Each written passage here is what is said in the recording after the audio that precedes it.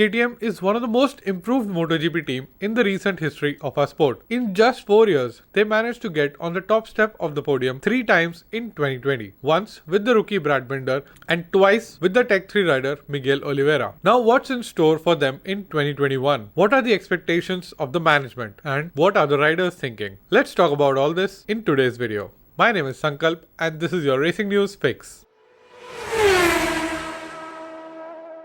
Starting with the 3 race wins from last year. Those 3 victories meant that KTM are losing their concession wherein new MotoGP manufacturers are allowed to have unlimited testing time with their race riders and a higher quota of engine per season per rider. With the pandemic hitting the world in 2020, an engine and aero development freeze is in place for the year 2020 and 2021. However, since KTM did not win any races before 2020, this freeze does not apply to them. Moreover, the superior horsepower, drivability and reliability of their 2020 engine and the permission to continue developing the engine throughout 2021 has instilled a fear among the rival manufacturers that the Austrian brand might develop a super engine of sorts in 2021. KTM Motorsports director Pit Bierer underplayed the possibility of launching a completely new bike by saying, "It's the same bike concept and not a radical new engine. We touched some parts, but we didn't bring a completely new model. If we would really use the gap in between the lines, actually we would build a completely new bike.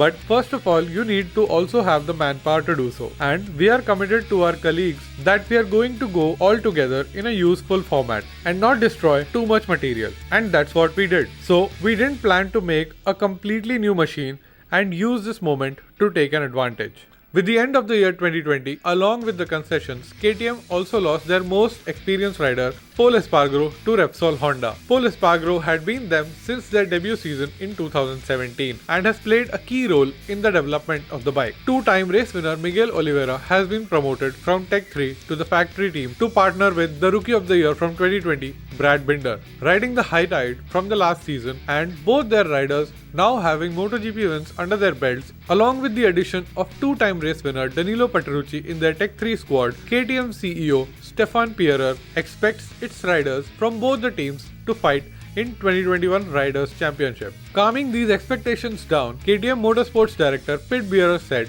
that if they can avoid stupid mistakes, they can realistically target top 3 in Riders' Championship. He added, "I definitely don't want to rank us among the title contenders. I don't think that way should weigh on our shoulders yet, but we have done a steady performance in 2020 and we could have fought for the title if we had spared ourselves of stupid mistakes. We lost quite a lot of points. If we had been able to avoid this, some things would have been possible." His newly promoted rider Miguel Oliveira, on the other hand, hyped up the expectations by saying that he would consider 2021 season to be successful if he wins the MotoGP World title. Oliveira certainly finished the last season on his career high. Pole position on Saturday, fastest lap and the race win by an absolute mile was a tremendous boost for his confidence. Hoping to bring the same mojo from 2020 to 2021, he said, "I think success for us would be to be world champion. I see it like a reality. For sure, it is very ambitious because many things need to go together. But having the tools and having the right people and determination in the project means we are capable in achieving such a result. For sure, to be world champion, you need to have many details together happening at the same time. And for that, depending on how the season is going and what is happening, we can find success through the project. I'm thinking quite hard to set a bar of results that we can consider as successful. For sure, being better than 2020 is already a good start." His new teammate Brad Binder is looking to improve on his Rookie of the Year 2020 and have a stronger 2021. Brad said, "One thing that I wanted was to be Rookie of the Year for sure, and I think 2020 blew all our expectations a little bit. All I can say is that for 2021, I want to make it a hell lot of better. 2020 in general was a season where I feel we achieved a lot. A few good results and obviously with the first victory, or KTM's first victory, being the main thing. But also, there were so many days when we had the potential to do so much more. I made a hell of a lot of mistakes and ended up throwing away a lot of golden opportunities. So, in general, that was a bit frustrating and is one thing I really want to fix this season. And if we can do that, then I know we have the speed and the pace to do a good job." As of now, MotoGP is planning to go to a lot more tracks than they did in 2020. And for the rookies of last year, it will be a steep learning curve to learn these new tracks on the MotoGP bike along with handling higher pressure of being in the second year. Talking about this, Brad said, now MotoGP, it will be a challenge for sure, and it is super exciting to know that I'm going to all these tracks for the first time on the MotoGP bike. The main thing for me is now to understand what I've got beneath me much better and have a much better understanding of how I have to ride it. I think going to these circuits won't be as much of a challenge as it was the last season.